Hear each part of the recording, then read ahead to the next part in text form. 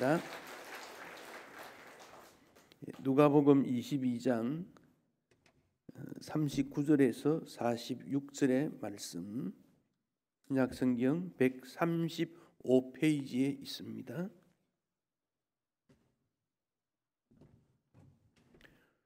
누가복음 22장 39절로 46절 한 절씩 교독하겠습니다.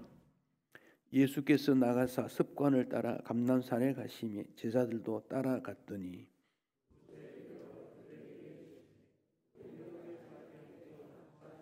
그들을 떠나 돌 던질 만큼 가서 무릎을 꿇고 기도하여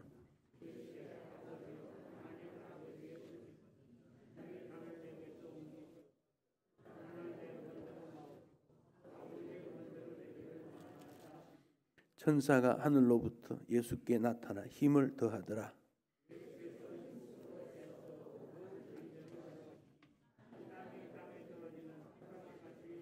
기도 후에 일어나 제자들에게 가서 슬픔으로 인하여 잠든 것을 보시고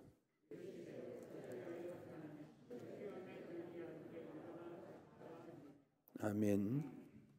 우리 같은 내용인데 마태복음 26장 36절에서 46절 같은 내용입니다만은 조금 다른 각도에서 오늘 본문의 내용이 기록되어 있습니다. 마태복음 26장 36절, 신약성경 46페이지, 마태복음 26장 36절에서 46절 교독하겠습니다. 이에 예수께서 제자들과 함께 게셈마네라 하는 곳에 이르러 제자들에게 이르시되 내가 저기 가서 기도할 동안에 너희는 여기 앉아 있으라 하시고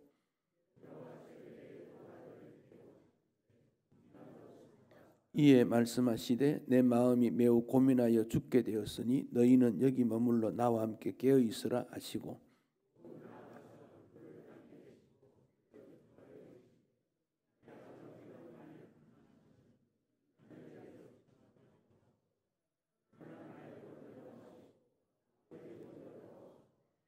제자들에게 오사 그 자는 것을 보시고 베드로에게 말씀하시되 너희가 나와 함께 한 시간도 이렇게 깨어 있을 수 없더냐.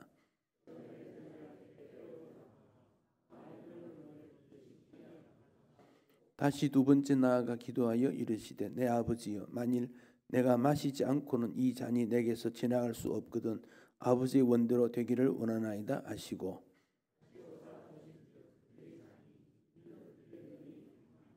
또 그들을 두시고 나아가 세 번째 같은 말씀으로 기도하신 후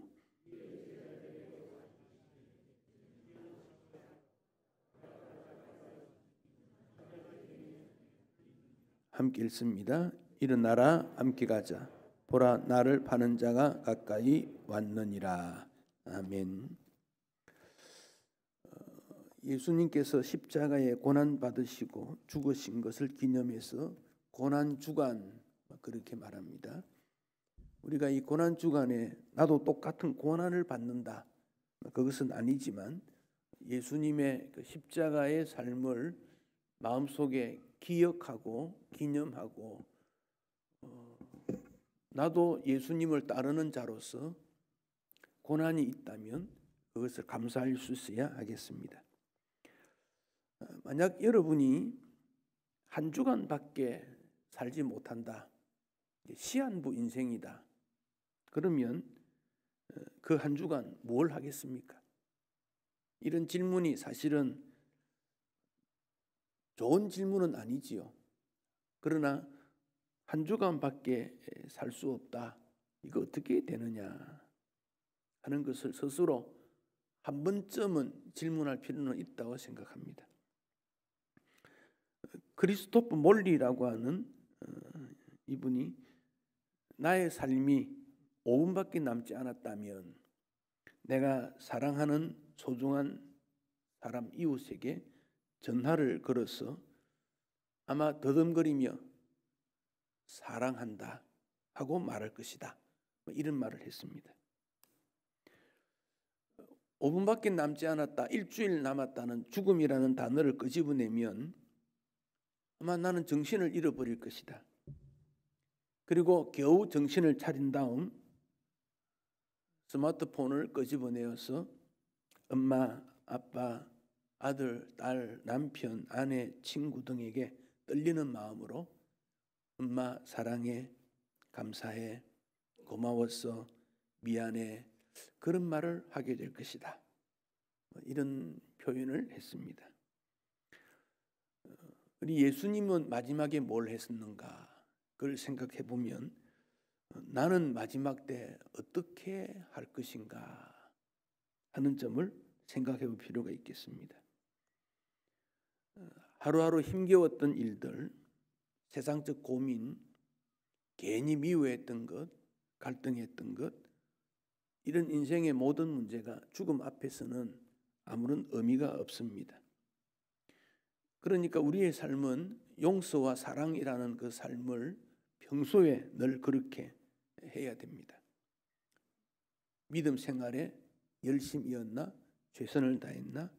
나의 할 일은 다 했었는가? 이런 일들을 생각해 봅니다.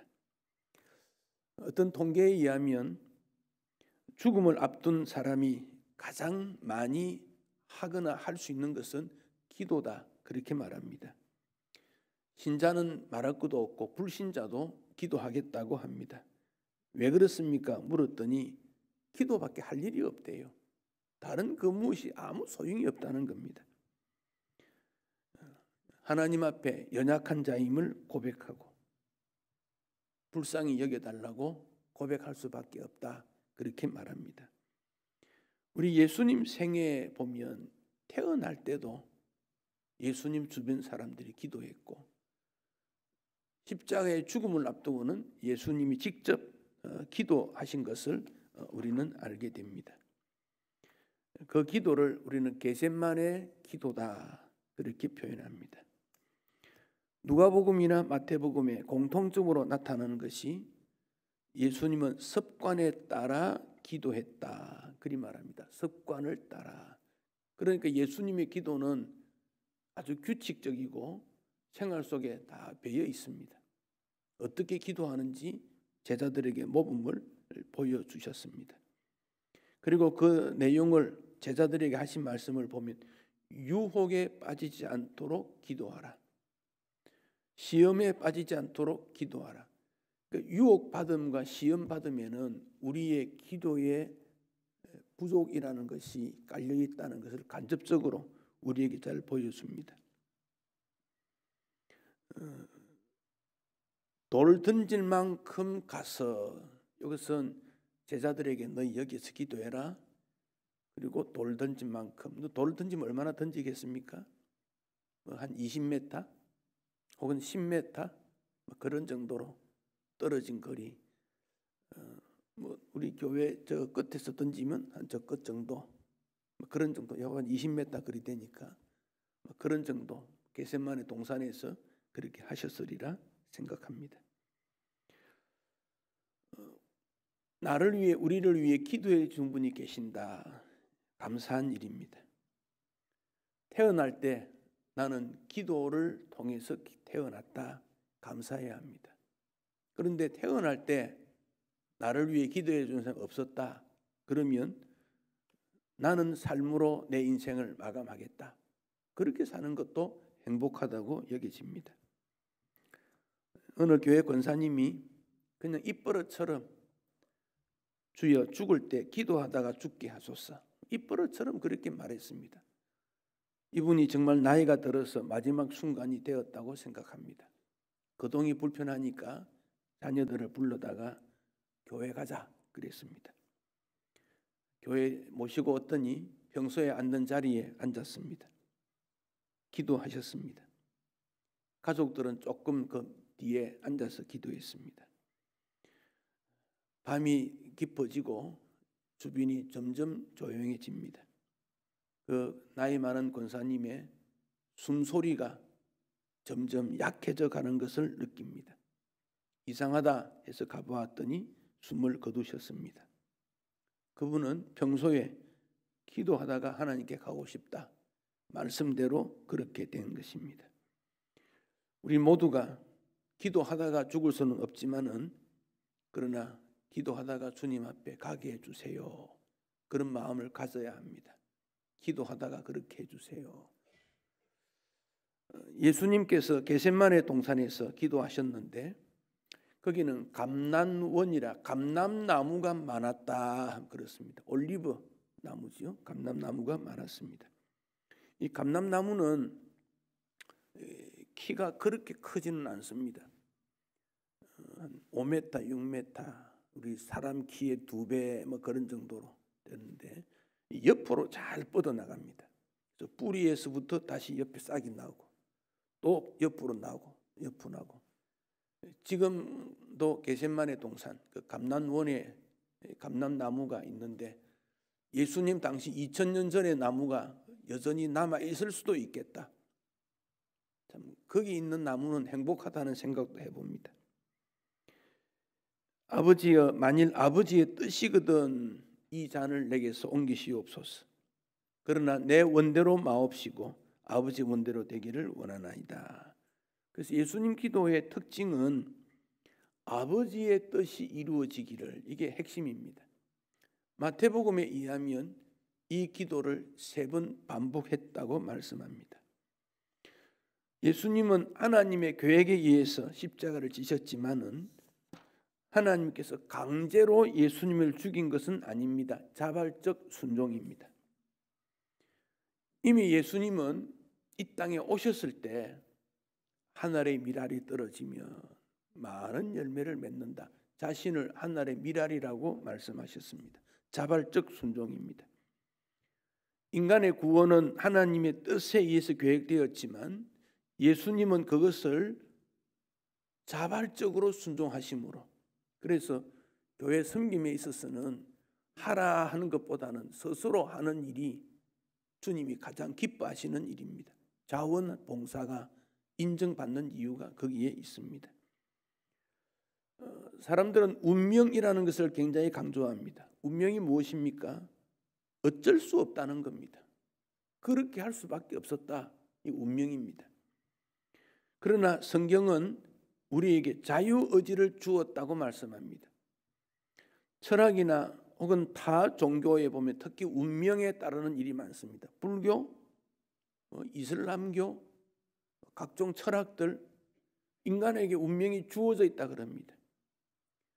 동양에 있어서의 사주팔자, 운명에 따른 내용들입니다. 그러나 성경은 아니다. 자유의지가 있다고 말씀합니다. 즉 할 수도 있고 안 할 수도 있는 겁니다. 인격적 선택을 우리에게 맡기셨습니다. 우리를 강압적으로 섬기라고 말하지 않습니다. 스스로 깨달아서 순종하게 하는 것, 자유의지입니다. 우리가 내 계획과 관계없이 하나님의 계획에 따라가야 될 때가 있지요. 또 인간이 노력해야 될 때가 있습니다. 이 두 가지를 어떻게 구별할 것인가 지혜가 필요합니다.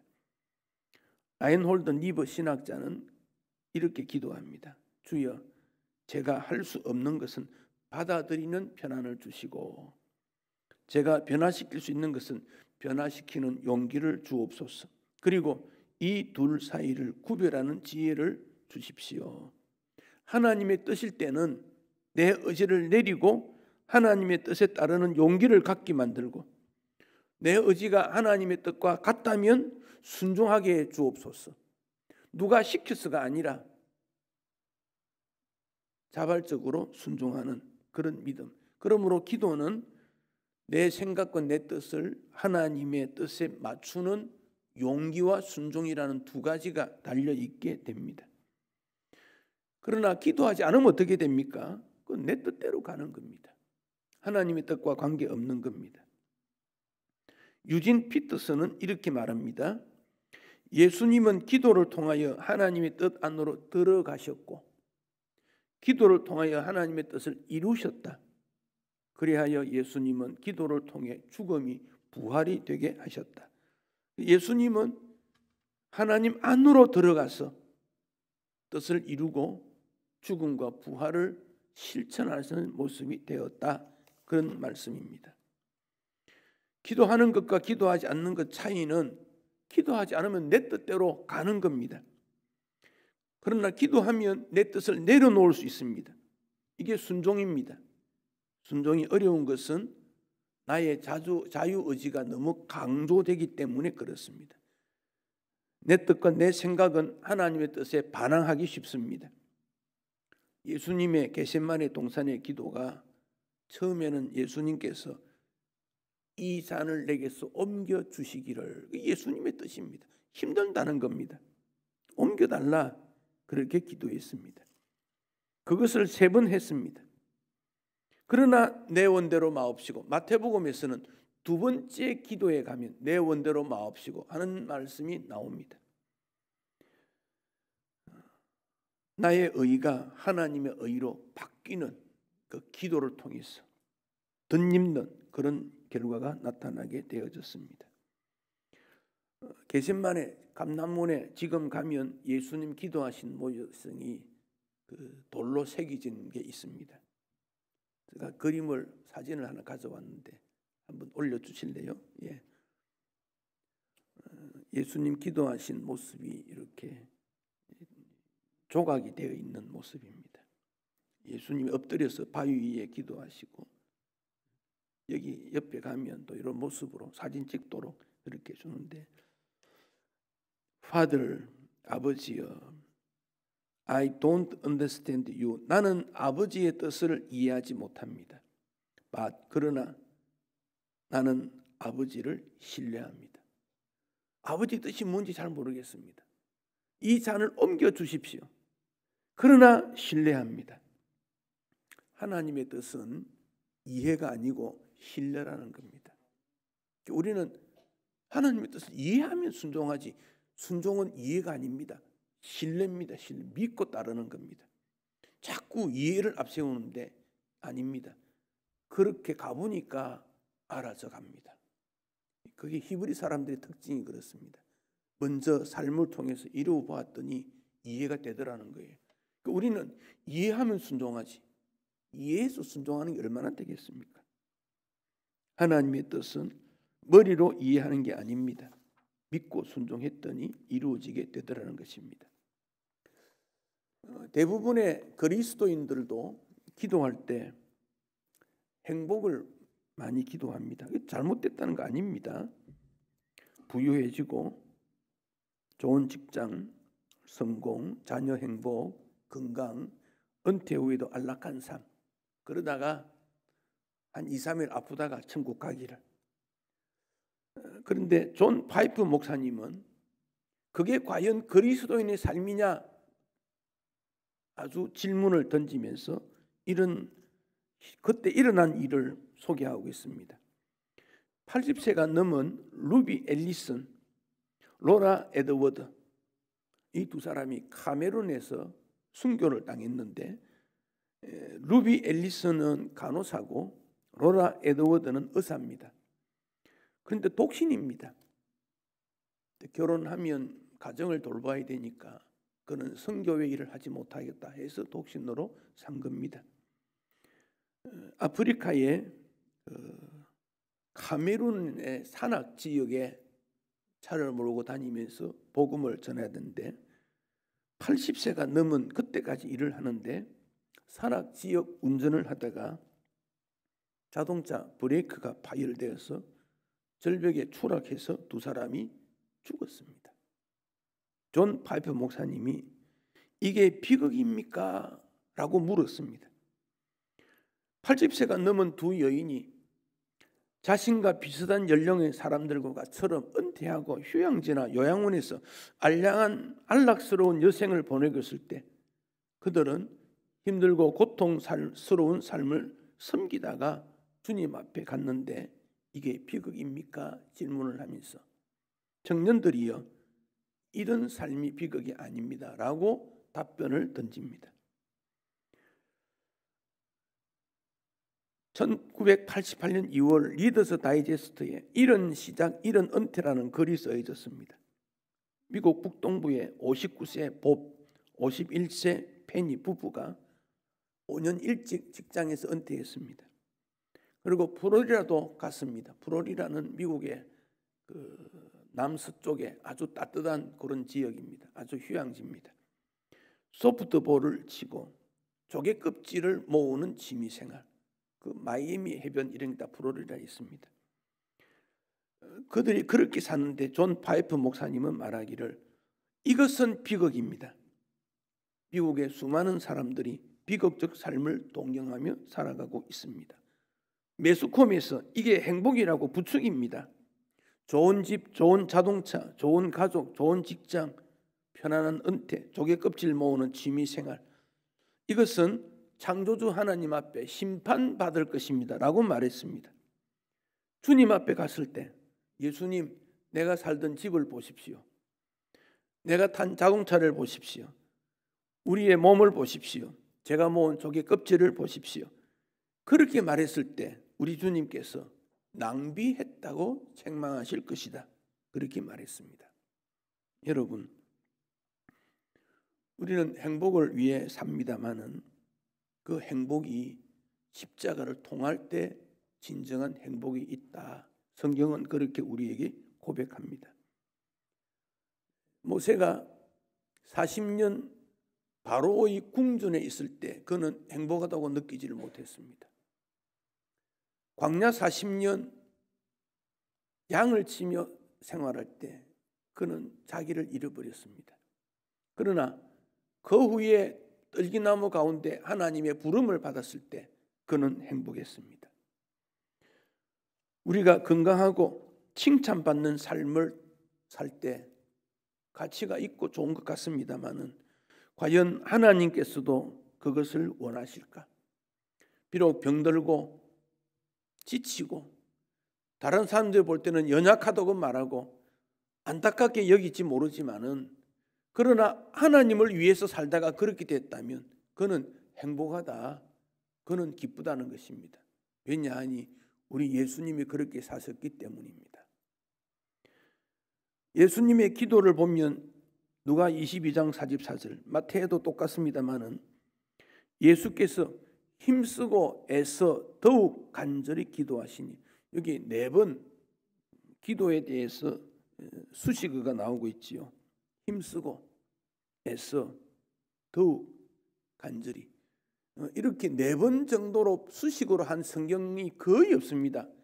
성경에 2번 정도는 나옵니다. 어쩌다가 3번 나옵니다. 근데 4번 이렇게 해서 나오는 것이 없습니다. 땀이 땅에 떨어지는 빗방울, 온 몸을 뒤틀어서 방울방울 진액이 나타나는 겟세마네의 뜻이 기름을 짠다입니다. 그곳은 감람나무 올리브가 많은 곳입니다. 이 올리브는 식용, 미용, 치료제, 등불 등으로 사용됩니다. 올리브를 따서 열매를 따서 큰 돌을 위에 올립니다. 그래서 진 누르면 올리브가 눌러져서 순한 조그마한 물이 나옵니다. 구약시대는 이것을 4번 이상 짰는데 몇 돌을 돌면 첫 번째 나오는 것은 제사장이나 왕을 세울 때 기름으로 부었습니다. 직분자를 세울 때입니다. 2번째 나오는 것은 성전에 불을 피우는 등대의 기름이 됩니다. 3번째는 가정에서 식용으로 사용됩니다. 4번째는 가정의 등불로 나타납니다. 연하고 부드러운 그 올리브 열매가 기름이 나오기까지 자신이 부서지고 고통을 동반하는 아픔을 통해서 기름을 얻게 됩니다. 예수님의 기도가 힘쓰고 애써 더욱 간절히, 이 말은 이 올리브가 깨어지는 그런 모습을 나타내고 있습니다. 마태복음 26장에는 베드로와 세베대의 2 아들을 데리고 왔다고 했습니다. 그때 고민하여 슬퍼하셨다. 예수님도 감정이 있으니까, 두렵고 걱정되니까 슬퍼했습니다. 내 마음이 매우 고민하여 죽게 되었으니 라고 말하고 제자들에게 기도해 달라고 말했습니다. 얼마나 힘드셨는지. 여러분, 예수님의 이런 기도의 모습을 부분적이라도 이해할 수 있겠는지요? 인생에게는 그런 때가 있습니다. 지나온 우리의 삶에 부분적으로 그런 때가 옵니다. 어쩌면은 지금 그런 것을 아파하는 그런 분도 우리 가운데 있을 수 있습니다. 우리 청년들은 미래가 환하게 밝아지기를 원하지만 그러나 어두운 골짜기를 지나야 된다는 것을 기억하셔야 됩니다. 모든 인생에게는 그런 길이 있습니다. 하늘 아래 땅 위에 나를 알아주는 사람이 없고 누구도 나의 문제를 해결해 줄 수 없고 내 인생이 마지막이라고 여겨지는 그런 때가 있습니다. 그러나 기름을 짜듯이 예수님이 기도하신 그 모습은 우리에게 어떻게 문제를 해결할 것인가를 가르쳐 줍니다. 커피 한 잔에 잔잔한 음악 틀어놓고 그렇게 기도하는 것이 아닙니다. 새가 노래하듯이 찬양하는 것이 아닙니다.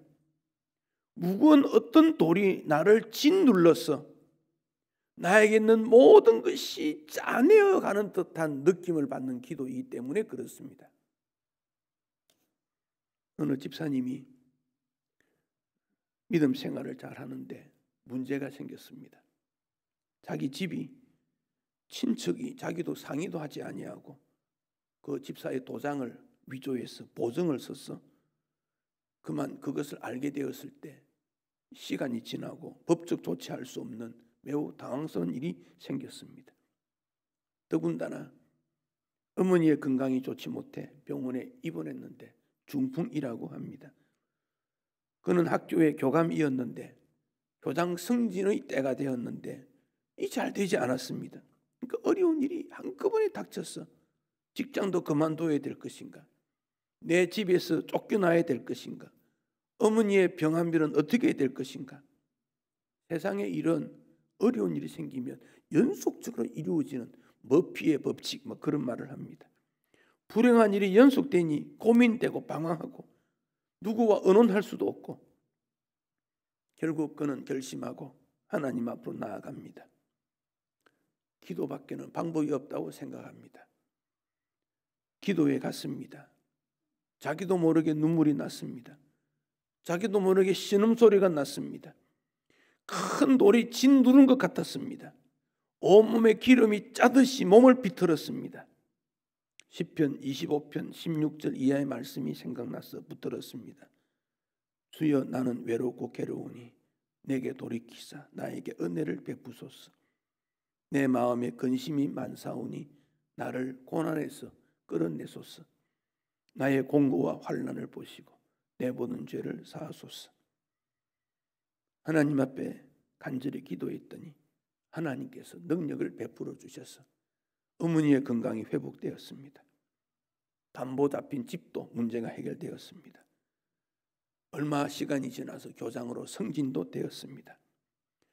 모범 생활, 교회 생활을 잘했더니 그 교회에서 장로가 되었습니다. 그 교회 성도들은 가장 훌륭한 장로였다 평가를 했습니다. 고통은 하나님께서 복 주시는 방편이었다. 그는 그렇게 고백합니다. 아픔은 기도의 자리로 나아가게 합니다. 고통은 우리의 믿음이 사람이 되게 합니다. 예수님께서 기도하시다가 제자들에게 갔습니다. 제자들도 슬픔에 인해서 고민하다가 잠이 들었더라 하는 것입니다. 제자들은 잠을 자고 있었습니다. 예수님께서 말씀하십니다. 시험에 들지 않게 일어나 기도하라. 여러분 꼭 기억하십시오. 시험에 들지 않으려면 기도해야 됩니다. 좋은 일이 있을 때, 삶의 변화가 있을 때 기도해야 합니다. 야고보는 여러 가지 시험, 누구에게나 시험이 있다 그랬습니다. 여러 가지 시험입니다. 너희가 누구든지 시험을 당하게 됩니다. 기도 열심히 해도 시험이 없어지는 거 아닙니다. 예수님께서 시험에 들지 않게 기도하라 했으니까 시험이 있다는 겁니다. 그 기도대로 가룟 유다는 자신을 보며 행동했고 반대로 베드로는 예수님을 보고 행동했기 때문에 달라지게 된 것입니다. 겟세마네의 기도는 사명을 이루게 해주십시오 하는 기도의 결론으로 맺게 됩니다. 하나님의 사람으로 어떻게 살 것인가 하는 고민이 마지막으로 매듭짓습니다. 그러니까 우리 예수님께서 아버지의 뜻대로 내가 그 사명을 감당하겠습니다, 그렇게 기도하게 된 것입니다. 우리 예수님이 인간을 구원하시는데 십자가 아니면 방법이 없었을까요? 저는 있을 수 있다고 생각합니다. 왜? 그분은 전능자이시니까. 그러나 예수님이 십자가를 선택한 것입니다. 자발적으로 선택한 것입니다. 우리가 가정의 부흥이나 교회의 부흥을 생각할 때 내가 생각하는 방법대로 가면 부흥할 것이다 라는 방법이 있을 수 있습니다. 저는 있다고 생각합니다. 그러나 주님은 그걸 원하지 않습니다. 십자가를 통해서 부흥이 일어나고 십자가를 통해서 성장하는 그 원리를 제시해 줍니다. 그러니까 십자가가 어려운 겁니다. 예수님의 세 번 기도는 완전하다는 겁니다. 하나님의 뜻을 이해했다는 것입니다. 예수님의 뜻을 포기하고 주님의 뜻에 순종하겠다, 그렇게 해서 결정한 방법이 이 잔을 피하려다가 아버지의 뜻이면 예수님의 철저한 순종, 완전한 순종을 우리에게 말씀하고 있습니다. 겟세마네의 기도는 세상의 모든 기도, 사람들의 어떤 기도보다도 모범적 기도입니다. 우리가 겟세마네의 기도를 흉내낼 수 있겠습니까? 그렇지만 그 기도의 모범을 따라가야 합니다. 내 뜻을 포기하고 하나님의 뜻을 따르겠습니다. 한순간일지라도 우리는 그런 일들을 경험할 필요가 있고, 그런 하나님께서 헌신을 요구할 때가 있습니다. 그렇지 않고 부흥을 노래할 수 없습니다. 진리를 노래할 수 없습니다. 하나님의 나라를 말할 수 없습니다. 그것은 이상론입니다. 실제로는 예수님의 기도에서 나타난 대로 힘써 애써 더욱 간절히 하는 이 단어 속에 기도가 어떤 것인지를 우리에게 잘 보여주고 있습니다. 세상을 많이 살았던 분들에게도 기도가 필요하고 젊은이들에게는 더 기도가 필요합니다. 왜냐하면 하나님께서 원하시기 때문에 그렇습니다. 시험에 들지 않게 일어나 기도하라, 주님이 우리에게 주시는 권고입니다. 기도하지 않으면 거꾸로 시험 들 수 있다는 겁니다. 기도하지 않으면 유혹에 빠질 수 있다는 겁니다. 시험 들고 유혹에 빠져서 전전긍긍하고 배신 배반의 길을 걷지 않으려면 믿음의 길을 걷기 위해 겟세마네의 기도에 모범된 예수님 바라보아야 됩니다.